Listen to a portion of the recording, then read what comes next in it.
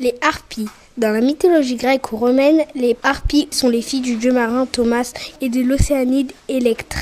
D'autres traductions en font plutôt les filles de Typhon. Elles sont 3 ou plus selon les traductions.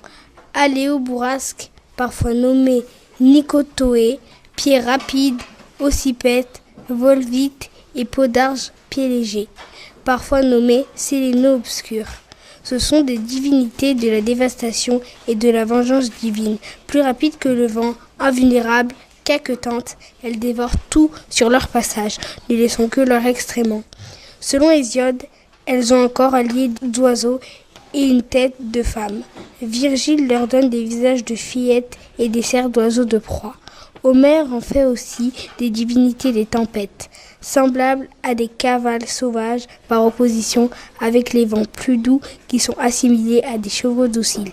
Chiennes de Zeus, elles volent les âmes et les enfants, c'est ainsi que les filles de Pandare. Malgré la protection des déesses Aphrodite, Héra et Athéna furent enlevées et données comme esclaves aux Érinnies.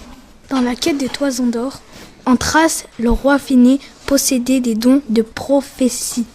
Mais Zeus lui avait envoyé les harpies pour le punir d'avoir découvert certains secrets concernant la race humaine.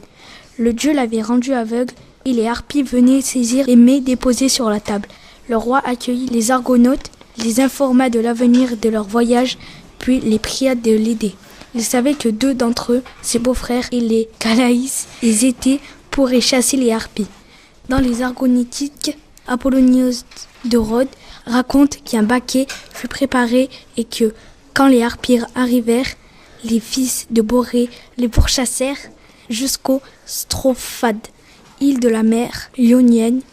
Alors Iris, qui était la sœur des harpies, apparut aux 2 frères et leur demanda d'abandonner leur poursuite sur l'ordre de Zeus car elles participaient à l'ordre divin. En contrepartie, les harpies laisseraient désormais Phénée en paix.